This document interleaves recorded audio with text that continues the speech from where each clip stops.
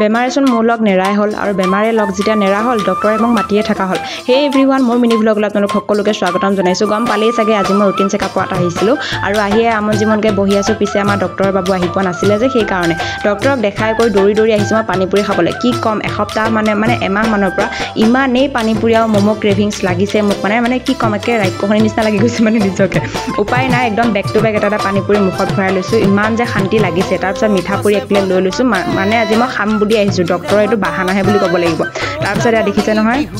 গৰমৰ নিচিনাকৈ ম'ম' একে ধুনীয়াকৈ লৈ লৈছোঁ ফুল প্লেট কেই প্লেট খালোঁ ঠিক নাই হিচাপে নকৰিলোঁ মই তাৰপিছত ইয়াৰ লগত আকৌ বেলেঞ্চ কৰিবৰ কাৰণে নাৰিকলৰ পানী মই খাই লৈছোঁ কাৰণ ডক্টৰে মোক স্পাইচি ফুড খাবলৈ মানা কৰিছিলে গতিকে যাতে বেলেঞ্চ হৈ যাওক সেইকাৰণে বঢ়িয়াকৈ নাৰিকলৰ পানী এটা খাই ডক্টৰৰ কথাটো ৰাখিছোঁ মোৰ মনটো